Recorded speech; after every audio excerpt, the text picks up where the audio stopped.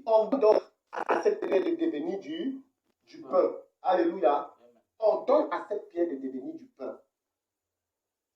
Bien aimé, on va voir ici quelque chose de très intriguant. C'est le mot pierre. Alléluia. Revenons à notre définition d'abord de remplir. On a dit ici être plein, c'est-à-dire rempli, n'est-ce pas? Rempli. Donc, il y a quelque chose. C'est être rempli dans l'âme. Être complètement pénétré dans l'âme. Tu vois un peu? Être plein, c'est-à-dire complet, qui ne manque de rien et parfait. J'ai oublié cette partie. Alléluia. C'est-à-dire que quand on dit que Jésus était rempli, ça veut dire que le Saint-Esprit avait rempli son âme. Le Saint-Esprit avait rempli, avait complètement pénétré. Il était plein, il était complet. Il ne manquait rien. Il n'y avait aucun aspect que le Saint-Esprit n'avait pas rempli.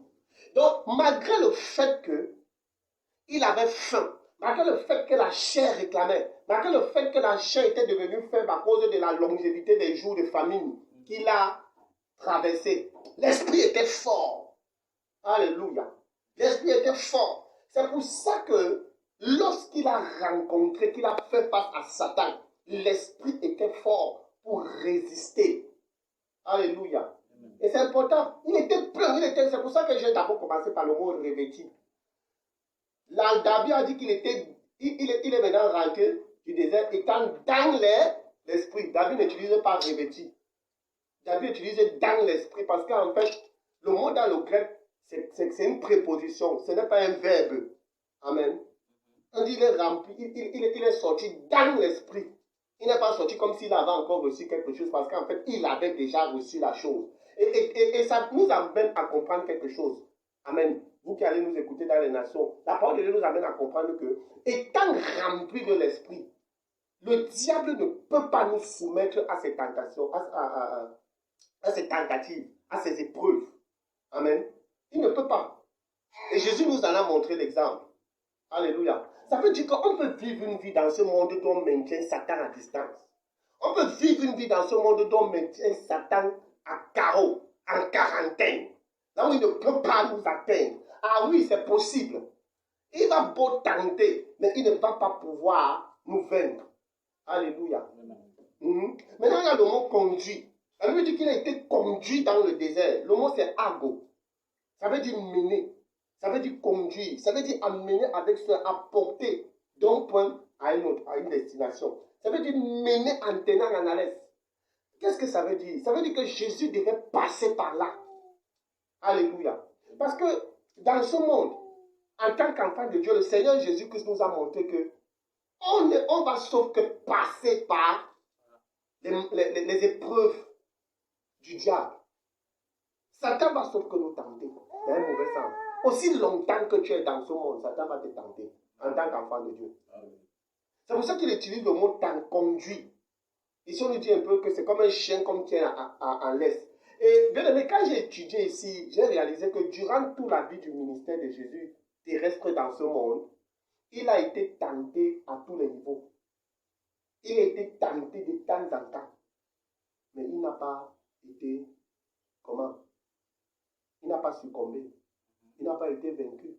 C'est pourquoi la parole de Dieu va dire quelque part qu'il a été tenté en toutes choses.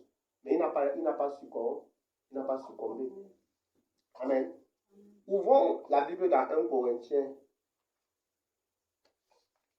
1 Corinthiens. Ouvrons la Bible dans le livre de 1 Corinthiens. 1 Corinthiens, chapitre 10, verset 13 à 14. 1 Corinthiens, chapitre 10, verset 13 à 14. 1 Corinthiens, chapitre 10, verset 13 à 14. Alléluia. 1 Corinthiens, chapitre 10, verset 13 à 14. Il dit, aucune tentation ne vous est survenue qui n'ait été humaine. Dieu est fidèle et il ne permettra pas que vous soyez tentés au-delà de vos forces. Avec la tentation, il préparera aussi le moyen d'en sortir, afin que vous puissiez la supporter. C'est pourquoi, mes bien-aimés, fuyez l'idolâtrie. Alléluia. Tu vois? Il dit qu'aucune tentation ne nous est survenue. 1 Corinthiens chapitre 13 à 14, aucune tentation nous est souvenue. Elle n'est écrite humaine. Tu vois? C'est pour ça que dans le livre de Jacques, Jacques dit que Dieu n'est pas tenté par le mal. Tu vois un peu? Et il ne tente lui-même personne. Maintenant, là-bas, il y a un contexte. On va venir là-bas après. Restons d'abord dans 1 Corinthiens 14. Amen. 1 Corinthiens 10, verset 13 à 14.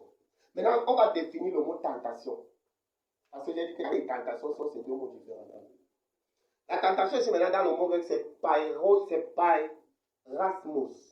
C'est une expérience, une épreuve, une tentation, un essai, une preuve, une démonstration. Et cette preuve, celle qui est faite de vous par une condition corporelle, depuis que cette condition a servi à éprouver l'amour, on dit par exemple l'amour des Galates envers Paul, dans Galates chapitre 4, verset 14. Galates chapitre 4, verset 14, par exemple, là-bas on dit: et mis à l'épreuve par mon corps, vous n'avez montré ni mépris ni dégoût. Au contraire, vous avez accueilli comme un ange de Dieu, comme Jésus-Christ lui-même. Parce que ici, là, quand il dit ça, c'est par rapport à la vue. Il faut trouver avec ce problème de vue. Tellement persécuté. Et je veux dire quelque chose.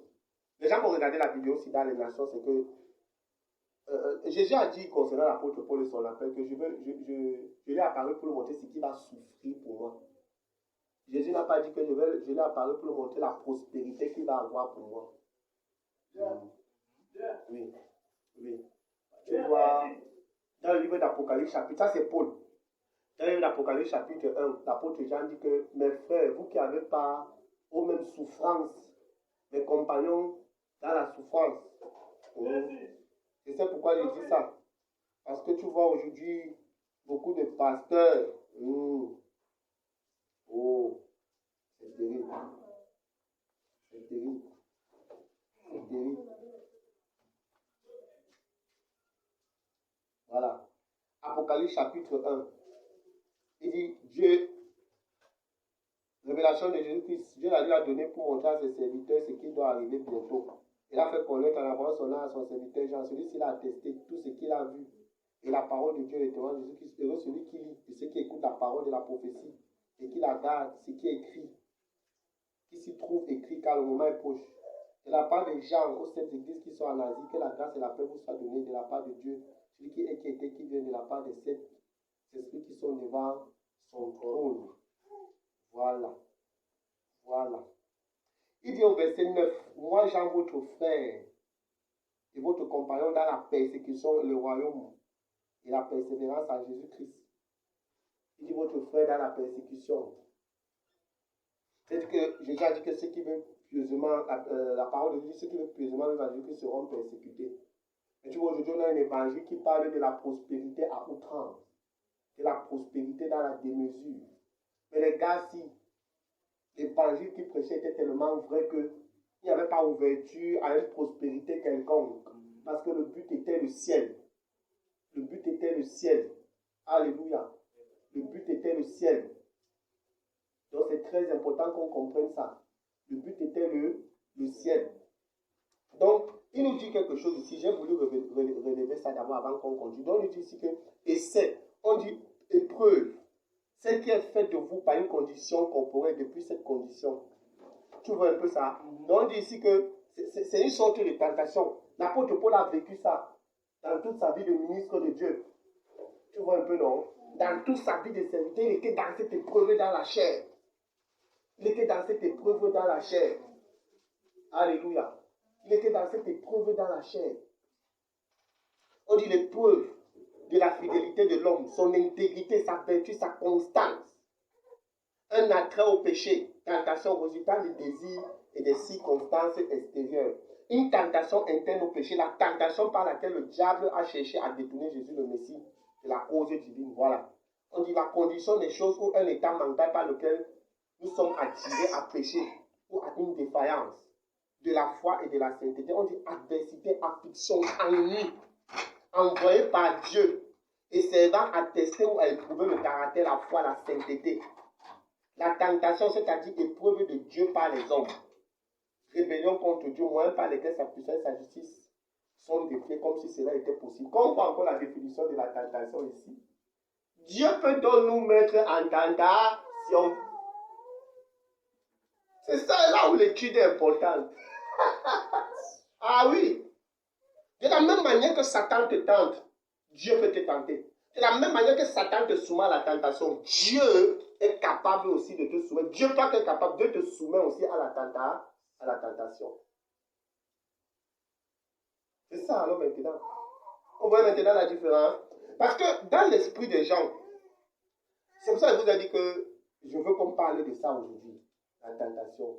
Parce que les gens ont toujours à l'esprit que quand on parle de tentation, c'est l'aspect négatif. Les enfants de Dieu pensent toujours que la tentation est dans cet aspect négatif du genre, c'est Satan qui tente les gens, Dieu ne tente pas les gens. Et j'ai vu une femme, une prophétesse dans une chaîne de télévision qui défendait Mordicus que Dieu ne tente personne. Ce n'est pas vrai.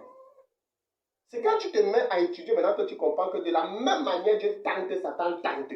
De la même manière, Satan nous soumet à la tentation, Dieu nous soumet aussi à la tentation. Maintenant, il faut connaître la définition de la tentation. Et connaître aussi ce que veut dire tenter. Donc Dieu nous tente. Satan nous tente. Dieu nous soumet à la tentation. Satan aussi nous soumet à la tentation. Mais maintenant, quelque chose va se passer. On est dans 1 Corinthiens chapitre 10, verset 13. Il dit, aucune tentation ne vous est survenue qu'elle n'ait été comment? Humaine. Il dit maintenant, il dit que, et Dieu est fidèle, il ne permettra pas que vous soyez tentés au-delà de vos forces.